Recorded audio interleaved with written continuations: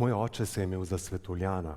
Po študiju na Dunajski eksportni akademiji je govoril več jezikov, povezan je bil s partnerji v inozemstvu, imel se je tudi za poznavalca slikarstva in literature, kar je vplivalo na mojo vzgojo, zlasti pa se je imel za potomca plemiške družine, že spet ena njegovih iluzij, ki se mi nekaj časa še jaz verjela.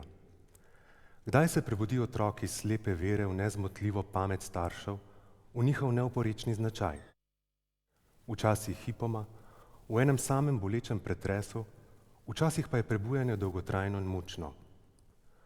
V resnici pa je bila Pavlica, moja mama, plemenitega rodu, če lahko temu tako rečem, ker je moj praded, tisti z madžarskimi brki, ki je imel v zakupu pošto, prišel v svojo novo domovino s pridevnikom von in z grbom, na katerem so bili upodobljeni trije cmoki, ki naj bi menda predstavljali 3 hlebce kruha.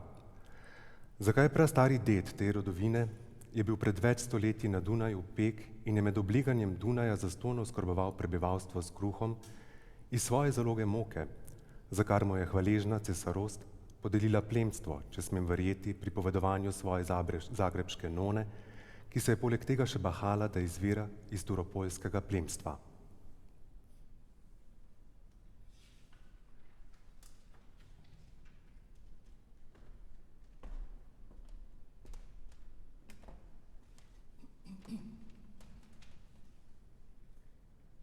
Ko se je moja mati poročila, se je odpovedala pevski karieri, ki jo je po študiju na Dunaju šele začela, in kot minjon jo je videl moj oče na splitskem odru, kjer je gostovala zagrebško opero, kar je postalo za oba usodno. S kraja se mlada pevka ni hotela poročiti, toda njenim staršem je ugajal resni, samozavestni mladi mož in pregovorili so jo. Bila je veselo, prilagodljivo bitje in šele s poznejšimi uspehi v zagrebški operi je postala samozavestna, ko je svojo gažo več kot leto dni vzdrževala družino, dokler ni moj oče tako rekoč čez noč obogatel. Zdaj ne bi bilo več treba nastopati, toda med tem ji je postalo jasno, da je gledališče njena usoda, ne pa le vloga razvajene, bogate mlade gospe. Tako nekako sem jaz pozneje, prepozno v življenju odkrila, da mi pomeni pisanje več kot vse drugo. Mami je prineslo petje slavo, kakor jo menda občutijo, o kako kratkotrajno, le igralci in pevci in seveda tudi politiki. Ovacije in navdušenje množic, kar je gotovo nekaj opojnega. Občudovali so jo, obsipali cvetjem in hvalili, po posebno uspeli predstavi pa so jo čakali občudovalci, večji del študentje pri vhodu za pevce, izpregli so konja iz voščkov, ki jo je čakal in jo z lastnimi mladeniškimi močmi potegnil do doma, ki na srečo ni bil daleč. Vsaj tako mi je pravila, ko je na pol slepa in skoraj hroma obujala spomine v poletnem hladu na verandi naše hišice na Dolenjskem. Ne morem presoditi, ali je bilo to res ali zgolj lepa slika njene domišljije.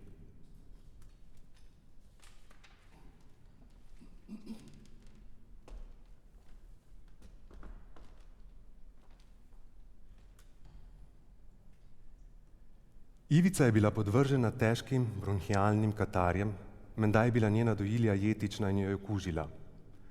Bilo je namreč nemogoče, da bi lepa in imenitna gospa, kakršna je bila moja mati, sama dojila, torej sem dobila jaz za dojiljo Jozo, Ivica pa Marijo, sušično, bledo dekle, ki je kmalu izginila, verjetno v prezgodnjo smrt, moja Joza pa je ostala pri nas in me je ljubila kot svojega otroka.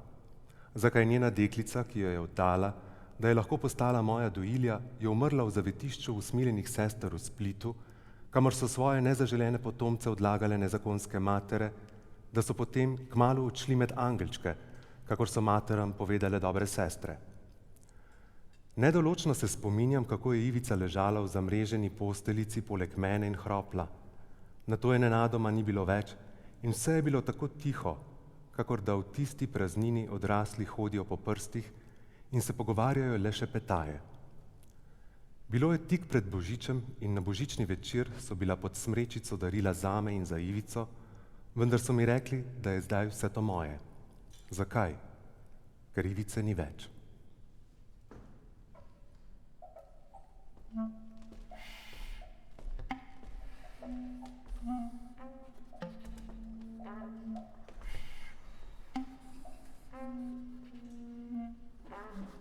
Da Ivice ni bilo več, ni bila edina sprememba v našem življenju.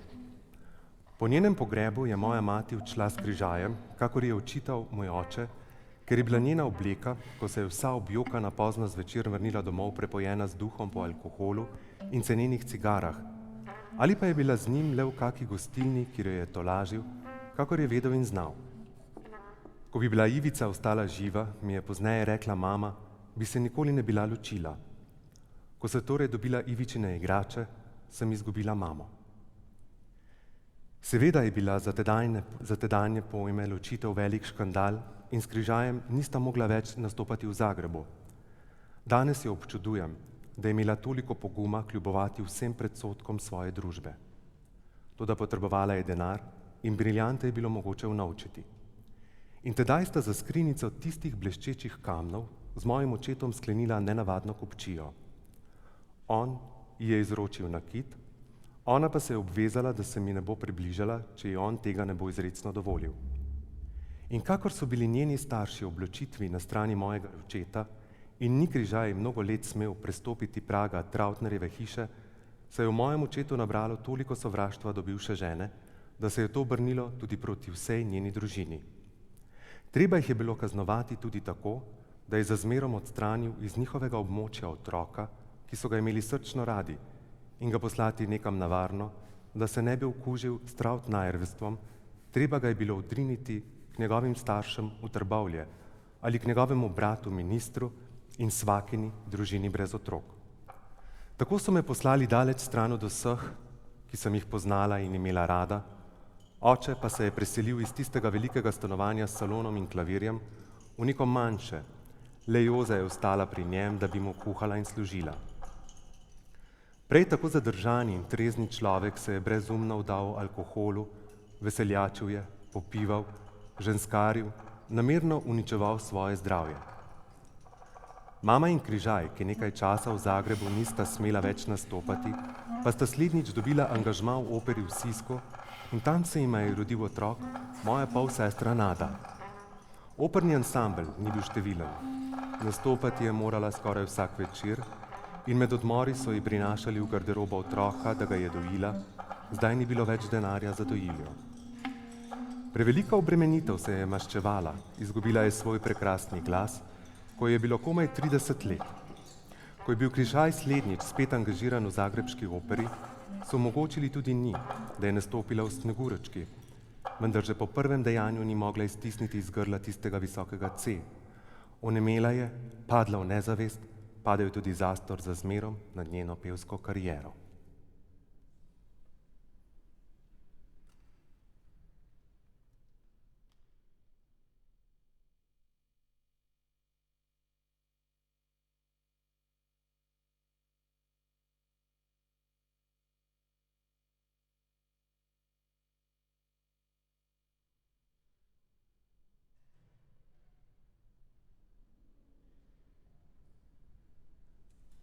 Moj oče se je po polomiji svojega zakona vdajal pijači in doživel svoj delirium tremens, ki sem mu bila priča kot 9-letni otrok. Iz Zagreba so sporočili v Trbovlje, da je moj oče na smrt bolan in me želi še zadnjič videti, torej sva se z dedkom Didakom odpravila na pot.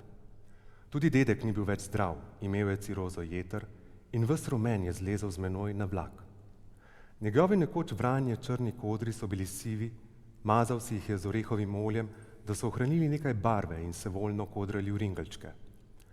Bilo je nenavadno potovati z dedkom, ki je bil žalosten in bolan. Oče ni več stanoval v tistem lepem velikem stanovanju, ki sem se ga spominjala iz srečnejših dni, toda ali so bili res srečnejši, temveč v pritlični garsonjeri, kjer mu je gospodinila zvesta Joza. Dedkovemu snidanju z očetom nisem bila priča, toda potem me je Joza peljala v spalnico s težkim mehagonijevim pohištvom pa z rdečimi žametnimi zavesami na oknih tako, da je tam vladal škrlaten pomrak, v katerem si je bilo lahko zamišljati prikazni. Posteljna omarica je bila založena z zdravili, na postelji pa je ležal, visoko podprt z blazinami, moj takrat še mladi oče. Njegove kratkovidne oči, na katerih tedaj ni imel naočnikov, sicer je nosil ščipalnik, ki smo mu rekli cvikr, so gledali skozi mene v steno, v zavese, kjer je dejal, da se sprehajajo bele miši. Pozneje sem vprašala, zakaj ravno bele miši, in vprašala sem tudi, zakaj jih jaz ne vidim, kako švigajo po zavesah in po stenah. Ne da bi me bil moj oče prepoznal, sva se starim očetom vrnila v Trbovlje in z začudenjem in grozo sem se spominjala meni tujega človeka v mračni rdeči sobi z njegovo mežanerijo urnih belih živalic.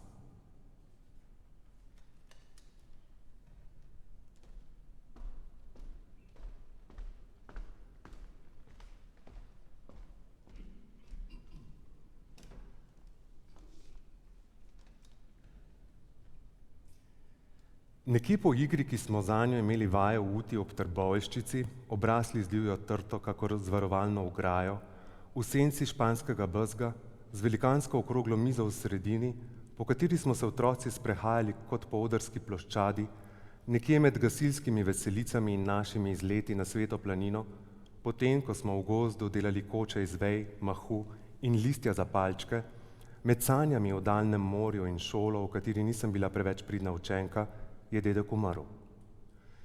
Spominjam se stalnih obiskov zdravnika in prhutanja nune, ki je dedku stregla. O, gospod Kramer, treba se bo spovedati, gospod župnik že čakajo. Ne, menda ne mislite, da bom umrl. Bilo mu je komaj 64 let. Gugal se je na starem gugalniku poleg kmečke peči, na kateri sem tako rada sedela in brala. Zdravnik mu je puščal vodo in nazadnje dajal injekcije morfija. Ta stara, zdaj sem čisto zdrav, je po prvi takšni injekciji veselo povedal ženi, toda kmalu ga ni bilo več v gugalniku, samo v zatemnjeni spalnici je še ležal, niso me puščali k njemu, nekega dne pa je po hiši zavladala črna tišina, čeprav mi ni nihče povedal, da je umrl, kakor da so se tega sramovali. Ko se je k pogrebu zbrala vsa družina, so pripeljali tudi mene v našo boljšo sobo, ki smo jo uporabljali le ob največjih praznikih. Tam je stala posrebrena krsta in v njej je ležal dedek, čisto siv in tih in mrzel. Rekli so mi, naj ga poljubim za slovo. Nikoli ne bom pozabila ledenega čela smrti, ki sem se ga dotaknila s prestrašenimi ustnicami, na kar so me spet odpeljali in po hiši so odmevali topi, bobneči udarci, ko so zabijali na krsto pokrov. Na dvorišču je že čakal mrliški voz, za katerim smo potem stopali žalujoči ostali, jaz, poleg male Anči, ki je s teto in stricem prišla iz Ljubljane. Mojega očeta ni bilo. Zdravili so ga v Avstriji v nekem sanatoriju za živčno bolne. Staro mamo sta podpirala njen sin in zet, blagi Jože Pučnik, zadaj za njimi sta stopali teta Anica in teta Anči. Mala Anči, poleg mene, je bila vsa v črnini, s teto so si celo poleg črnih oblek in nogavic omislili še črne koralde in črne uhane, ki mi jih je zmagoslavno pokazala, baje jih je bilo težko dobiti v Ljubljani. Vsi so jokali. Začutila sem, da bi morala jokati še jaz, pa nisem mogla iztisniti niti solze. Tako tuje in neverjetno je bilo vse, dedek v zabiti krsti, ki se je na črnem vozu zibal svojemu zadnjemu cilju nasproti, duhovščina, godba na pihala, gasilci, dolgi sprevod, šolski otroci v špalirju ob cesti in jaz v predolgem črnem plašču, ki mi ga je čez noč sešila gospodična Urška. Potegnila sem iz žepa robček, da bi si z njim zakrila suhe oči, toda joj. Robček je krasila uvezena rdeča črka M, začetnica mojega imena, kako nespodobno. Tista rdeča črka me je še dolgo pekla kot sramoten žig. Črni, od solza premočeni pajčolani, vdova, ki bo v odprtem grobu padal v medlevico, v mojem srcu pa samo začudenje. Vsega tega ne doumem. Ne doumem, da mora nekdo izginiti in ga nikoli več ne bo. In kako kmalu je vse pozabljeno, kako kmalu steče življenje po starem tiru.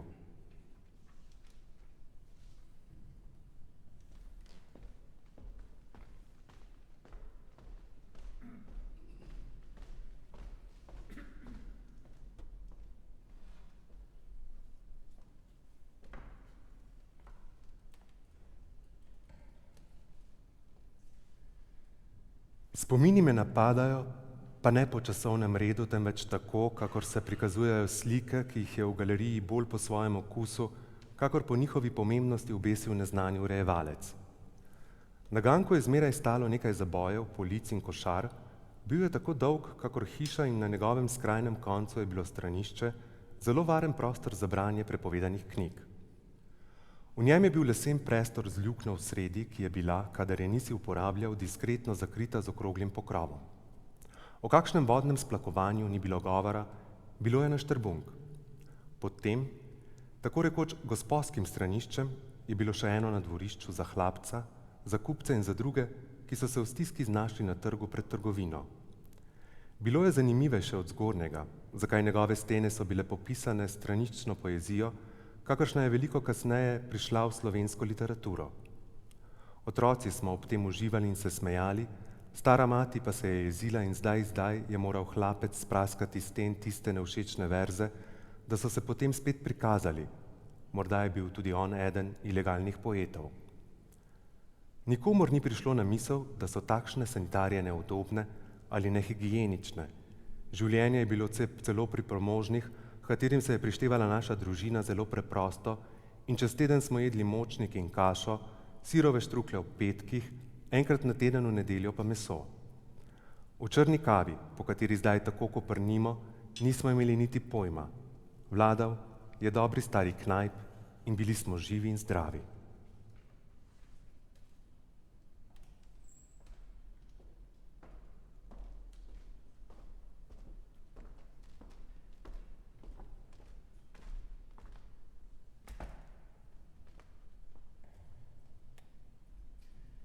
Spominjam se tudi tega, s kakšnim svetim strahom sem hodila v cerkev ob nedeljah, ko so bučale orgle in so se oglašali ženski glasovi s kora, ki so se mešali z duhom po kadilu, kakor da sta vonj in sluh sorodna elementa. Naša družina ni bila verna. Nončka je hodila v cerkev bolj iz navade, kakor globoke duhovne potrebe.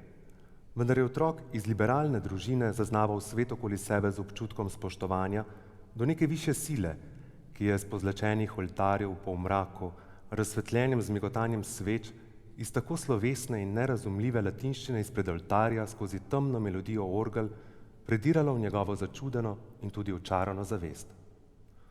V šoli smo otroci avtomatično ponavljali za katehetom verouk. Pred spovedjo brskali po molitveniku, da bi si nabrali dovolj grehov za pokoro vsaj 3 očenašev in čaščenih Marij, pred obhajilom doživljali grozo, da se nam bo hostja prilepila na nebo, kar se je tudi zgodilo, a se je nismo upali premakniti s prstom, ker bi bil to velik greh, božji rob. V cerkvi je bilo skrivnostno vzdušje slutnjo neznanega, vsemogočnega, čemur so odrasli pravili Bog, in kadar so me po noči spet mučile hude sanje, sem se začela križati in klicati na pomoč tisto dobro daljno silo, ki pa je bila včasih zelo blizu. In tudi zaljubila sem se v cerkvi vzalega dečka, ministranta z modrimi očmi, ki je bil strižen na belin in je tako lepo cingljal pred oltarjem in vihtel v kadilnico, vendar nisem nikoli izvedela, kako mu je ime in tudi spregovorila nisem z njim besede. Toda pri maši sem poskušala biti kar najbližje oltarju. Sicer pa sem že kmalu začela brati Jutro, ki je prihajalo v hišo s članki in podlistki, s cerkvi sovražno vsebino. Veliko nisem razumela, pač pa sem pohlepno požirala roman v nadaljevanjih Lucrecio Borgio. Ne, tisti papež ni bil dober namestnik Božji, sem premišljevala užaloščeno.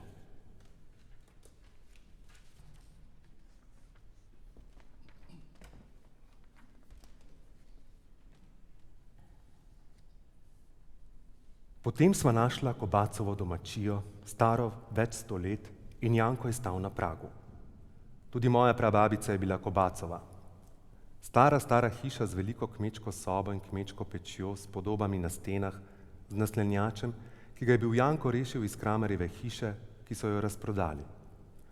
Pogostil me je in mi nato prinesel največjo dragocenost, glasbeno skrinjico. Tudi to je našel med predmeti, ki jih je tam pustila stara mati, ko je odšla za zmerom. Skrinjica, stara več kakor 100 let, je še zmerom igrala, čeprav le s težavo. Kovinska plošča z zobčki, ki so se zatikali v val, je oddajala nežno melodijo, tako krhko, da bi se morala zdaj pretrgati, pa se ni. Podaril mi jo je. Ne, tega ne morem sprejeti, preveč dragocena je. Pač, vzemi, ti imaš otroke, jaz jih nimam. me je žalostno pogledal. S sinom sva odnesla skrinjico, potemnelo v hišje z napravo, ki še zmerom cinglja, če jo znaš sprožiti. Zdaj je tukaj, v sobi, kjer pišem svoje spomine in se včasih oglaša, kakor da so spet ustala izgubljena leta, ki pa niso bila izgubljena, tukaj so spet, s krhko melodijo mojih otroških dni.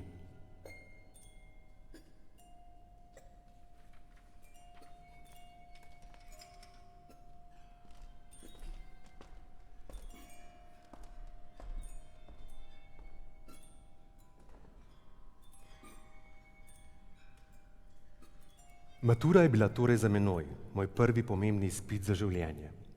Od strica sem dobila iz Prage pismo, ki se mi je začuda ohranilo potem, ko je toliko drugega šlo v izgubo.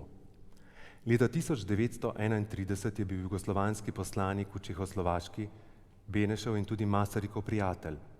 Kot bivši praški študent si je tam poleg tete Anči pridobil velik krog prijateljev in somišljenikov.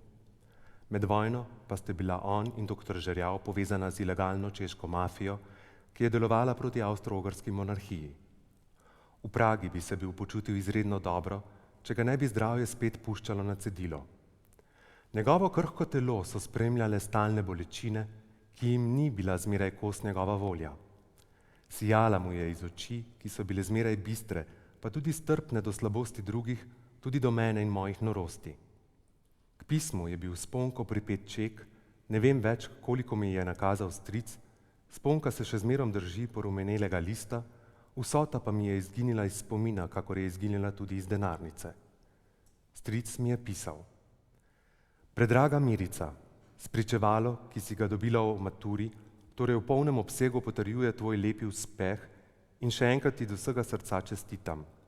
Vsa pota so ti zdaj odprta, dobro premisli in potem se odloči za študij, ki ti da zadovoljstvo in pa zavest, da nekaj veljaš po svojem znanju in svojem delu. Ta zavest je v življenju človeka ena od sladkih reči, poleg 1000 grenkob. Odločila sem se za študij prava, deloma zato, ker je bil doktor prava moj stric, deloma pa tudi zato, ker sem vedela, da nekaj hočem, nisem pa vedela, kaj pravzaprav hočem.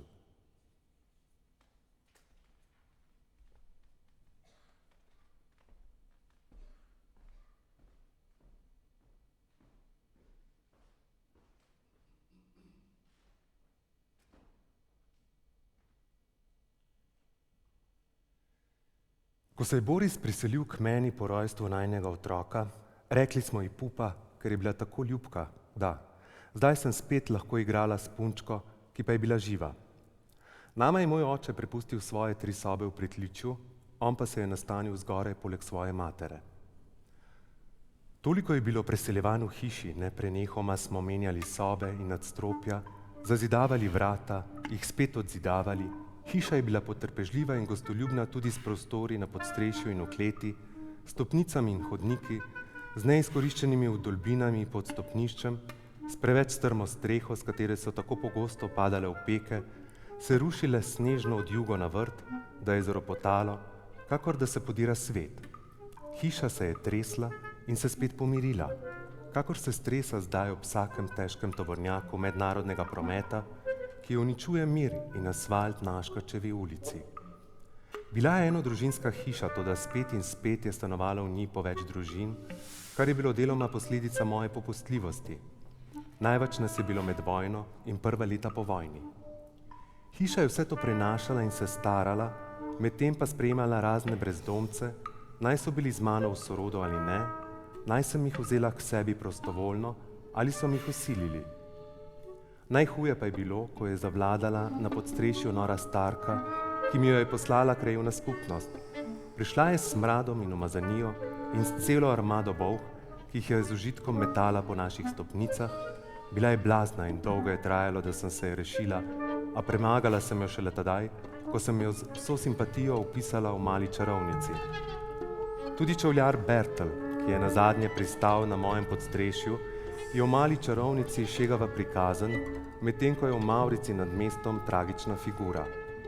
Tako sem se iz resničnosti reševala v literaturo, v kateri sem našla izhod iz svojih stisk in spoznanje, v katerem je bilo, kolikor upam, tudi neko sporočilo za druge.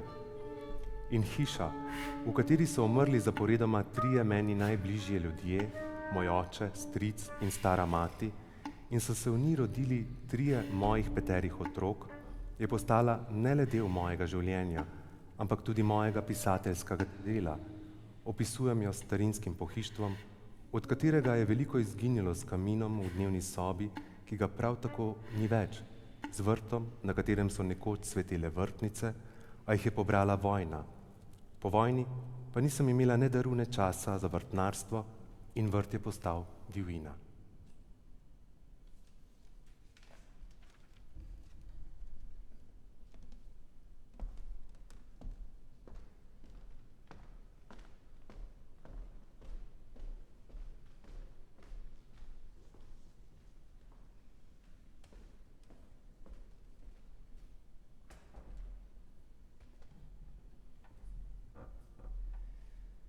Tista leta pred vojno so minevala zame v brezdelju in ta praznota je začela razjedati tudi moj zakon.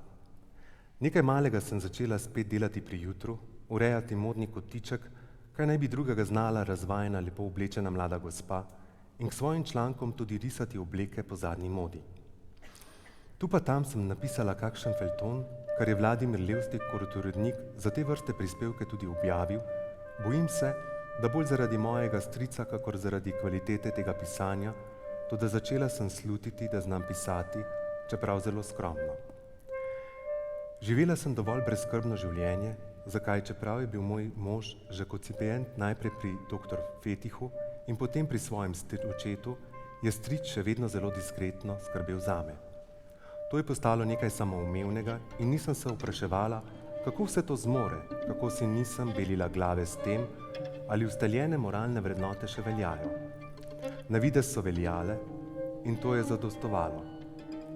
Dnevi, tedni in meseci so sledili drug drugemu, brez posebnih upov ali vere v karkoli. To je bila morda najznačilnejša poteza tabora, ki se je imenovala naprednega, za razliko od klerikalcev, in ki smo mu, čeprav nikoli aktivno, pripadala tudi jaz. Seveda smo po zmagi hitlerizma, ki je sledila absolutni obrasti fašizma v Italiji, občutili vsi, tudi tako nepoučeni člani meščanske družbe, kako sem bila jaz, da se zgrinja nad nami, nad Evropo, nad vsem svetom črna poguba. Trdnih temeljev ni bilo več, vse je bilo iskanje začasnih izhodov, nerealnih, čeprav je bilo veliko govora in pisanja o realizmu, kakor je bilo neprestano slišati besedo demokracija.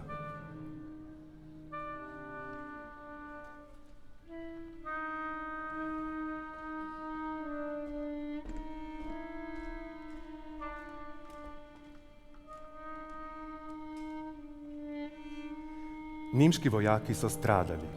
Bili so to sami starejši možje, nikakor privrženci Hitlerja in njegove ideologije. Manj so dobivali kruha kakor me in namesto, da bi tisto skoraj neužitmi komis metale stran, smo ga nekatere izmed nas dajale starčkom, kakor so se nam takrat zdeli, čeprav se danes zavedam, da jim je bilo komaj 60 let, jaz pa se pri 70 še zmerom ne počutim dovolj stara. Skratka, pogovarjali smo se z njimi, tudi s kontrolo, ki je zdaj prišla do nikoli dokončanih bunkerjev, kjer smo jih pričakali z dvignjenimi lopatami, mestne ženske, izčrpane od dolgega zapora, brez mišic in delovne vneme, toda s posmehom v očeh, saj ste že izgubili vojno, kaj ne? Kaj vendar mislite, je rekel poveljnik nemške vojaške enote, ki naj bi se v naših bunkerjih uprla napredujoči partizanski vojski? Ali ne veste, da se bomo v prihodnji vojni mi Nemci bojevali z vašimi sedanjimi zavezniki, Amerikanci in Angleži zoper Ruse? Rekla sem, kar tolažite se s tem. Meni se je to takrat zdelo nepojmljivo smešno. Kako bi bila mogla videti v prihodnost? Jetnice smo postajale samozavestne in premagani Nemci nam tega niso več šteli v zlo.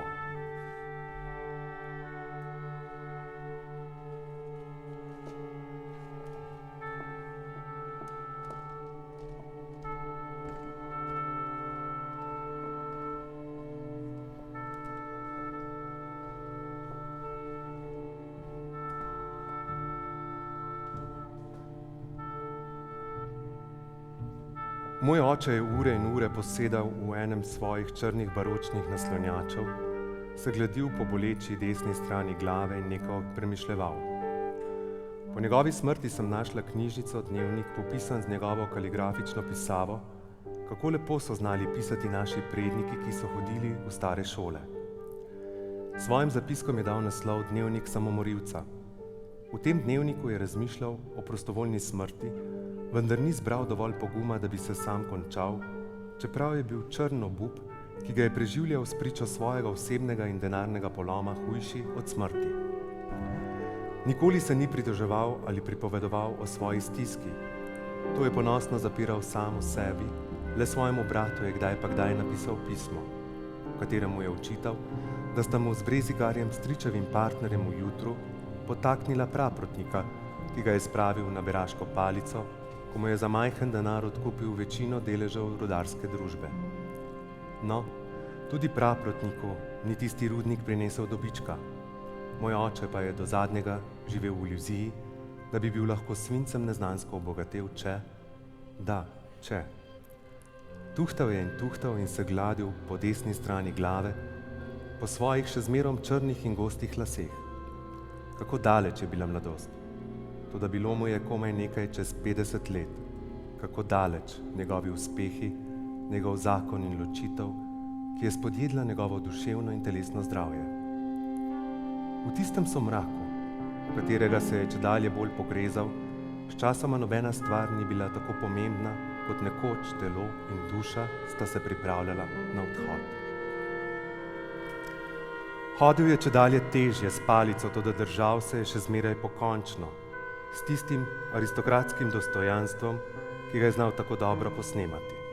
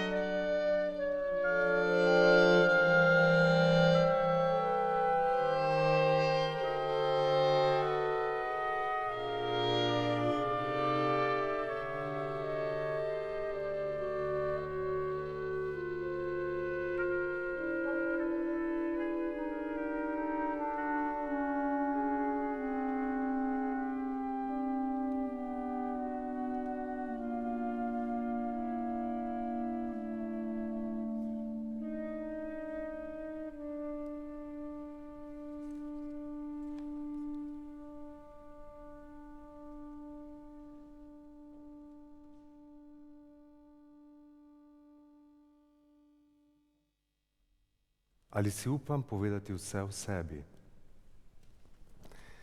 Kdo ve, kakšne pošasti počivajo v mojih notranjščini, skrivnosti, za katere je najbolje, da jih pustimo pri miru. Včasih že, ko so se na trenutke odprla vrata v skrivno podzemlje, kjer čakajo moji temni spremljevalci.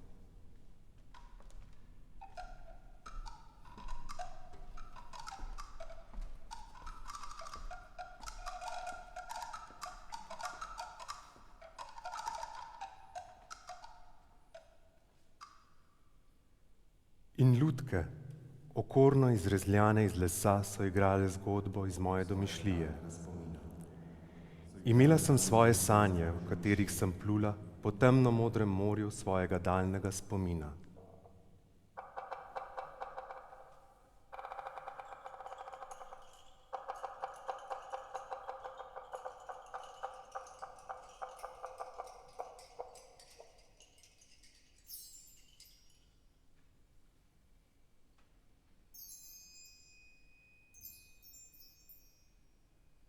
Čarovnice, smolo prepojene bakle so kot meteori letele z okoliških hribov v dolino z roji iskr. Spet je bil kresni večer.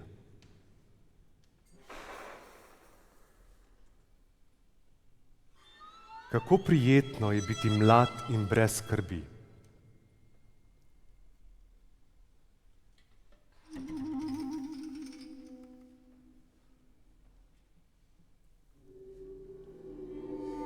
In tisto noč, ko se je dokončno poslovil od mene, sem stala ob njegovi postelji in ga z roko držala misleč, da mu bo tako lažje umreti, pa me je odrinil.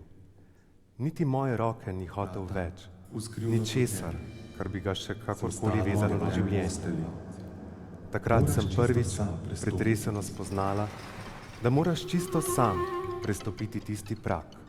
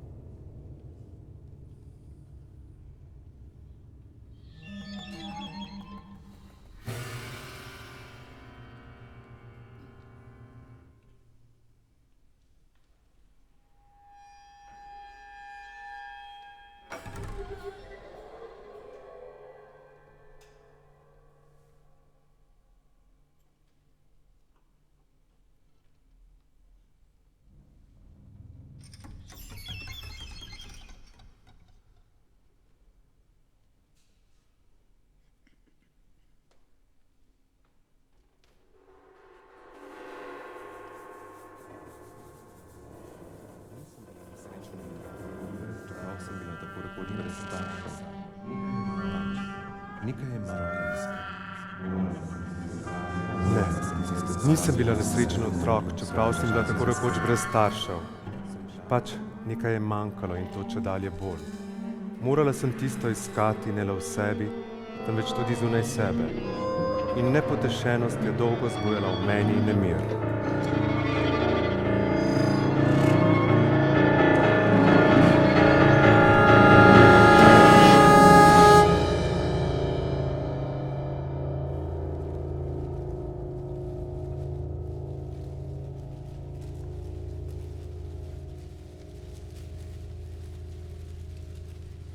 Vse moje življenje se mi je začelo dozdevati zgrešeno in puhlo, nekaj drugega me čaka, toda kaj. Svojega nemira še zdaj ne znam opisati in tudi ne spominjam se, kdaj me je obšla odrešilna misel. Pisati moram, toda ne več kratkih povesti in črtic, temveč moram napisati tako obširno delo, da bom v njem lahko izpovedala vse, kar me muči. Nekako takrat sem sedla k pisalnemu stroju, k tisti stari mašini Underwood, ki jo je uporabljal še moj ubogi oče. Bilo je, kakor da sem se v predsmrtni grozi, ki smo jo vsi doživljali, domislila nečesa, kar je bilo že od vsega začetka v meni, vendar zatrto in pozabljeno, kakor so zdaj pozabljeni in zamegljeni mnogi dramatični dogodki, ki so mi pozneje krojili življenje. Nikoli več ni bilo pisanje takšen užitek kot takrat, ko v pisanju nisem imela pojma.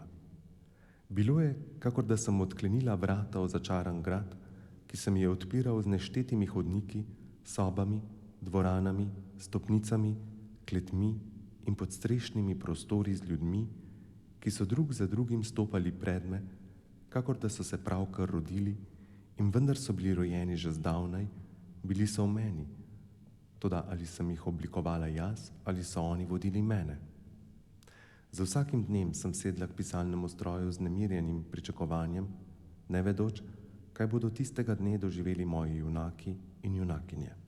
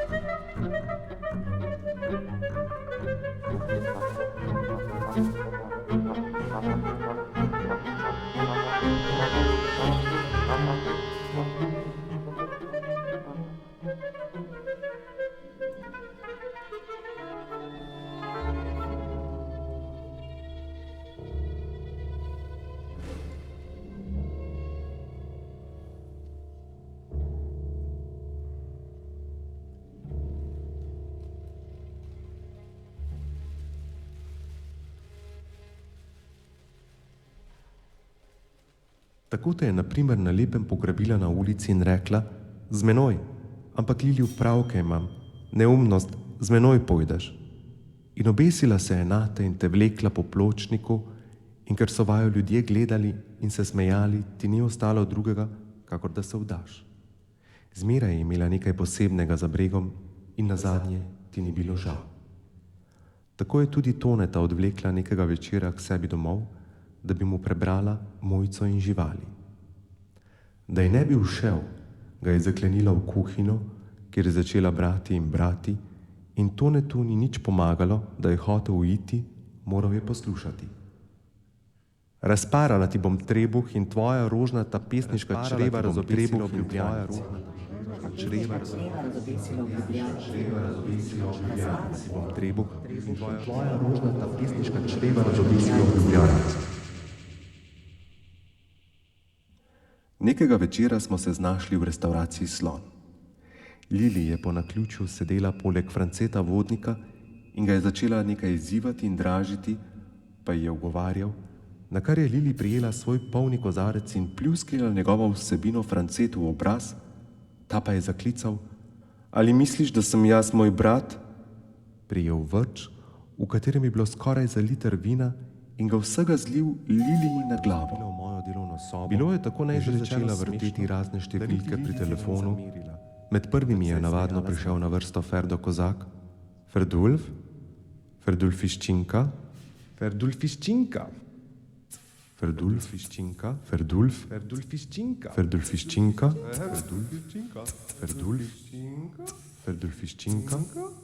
Ferdulfiščinka? Dulf? Fer. Cinka. Cinka. Ferdul. Cinka. Fer. Dulf. Fer. Fer. Cinka. Cinka. Ferdul. Cinka.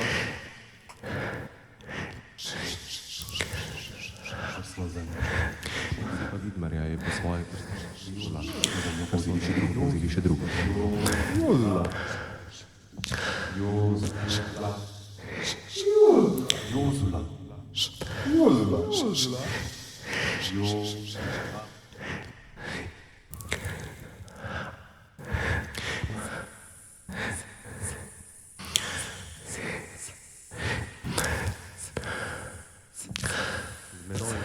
Lili?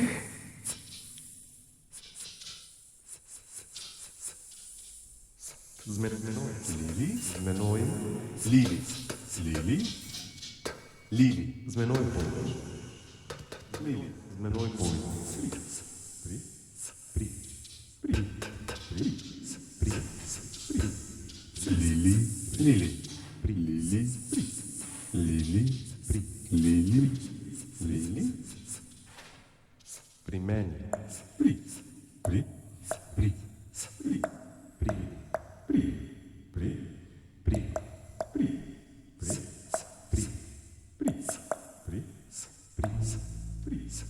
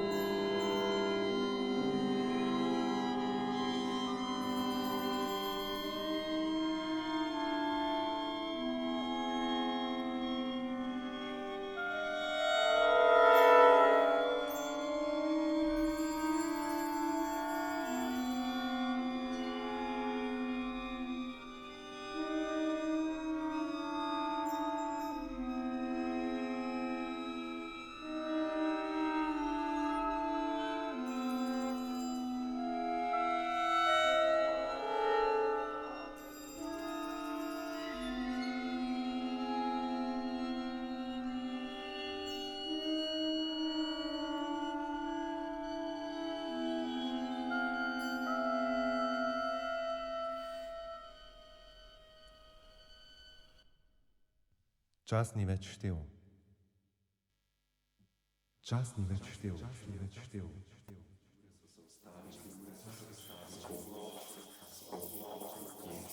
Imena. Čas ni več štel.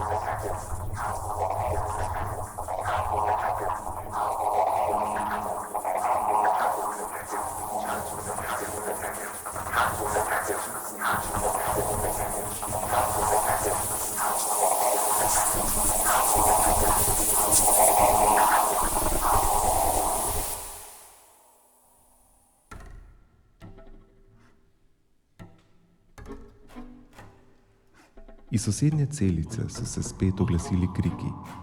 Oh, tam jih obešajo na natezalnico, je zašepetala ena mojih sotrpink, ki ji nisem videla obraza in nisem videla imena. Nisem videla obraza in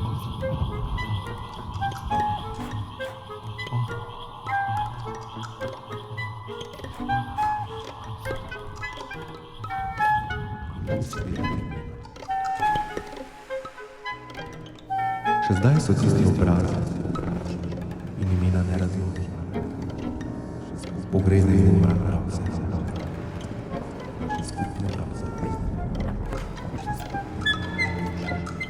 in mrak.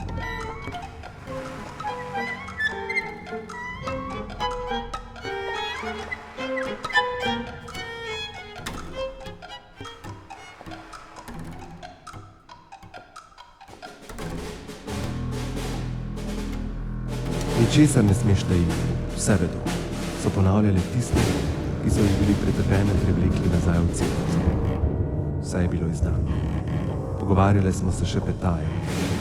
Kdo? Med kriki, ki so prihajali iz sosednje celice, je bilo komaj slišati ime.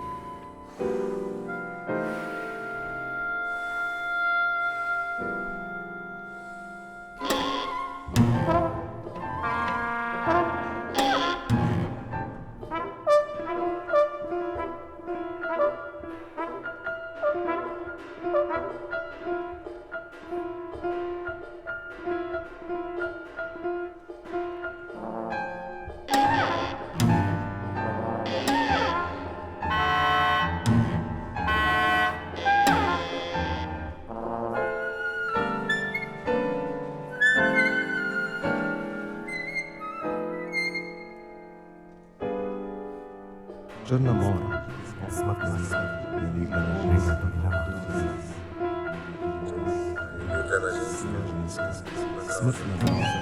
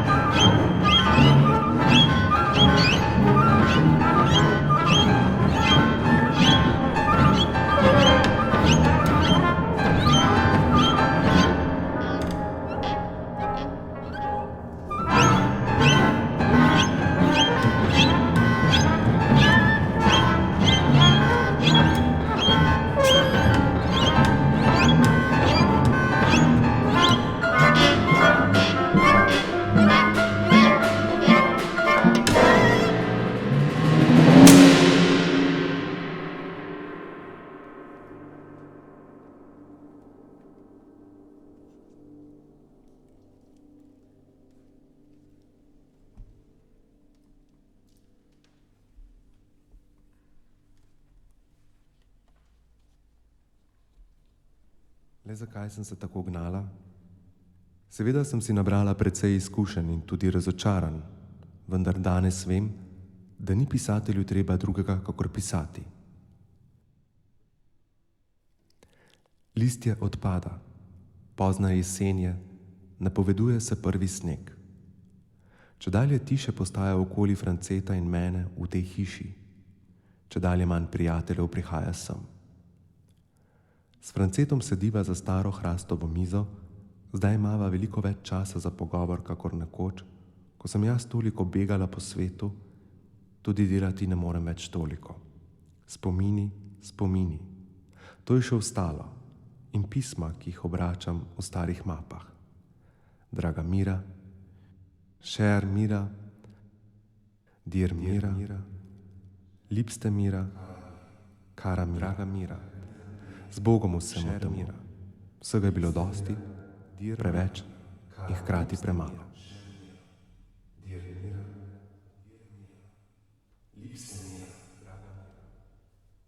Dear Mira, Draga Mira,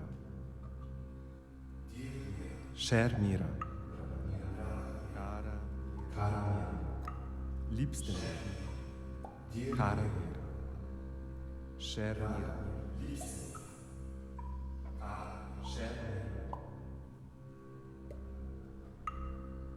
Dear Mira.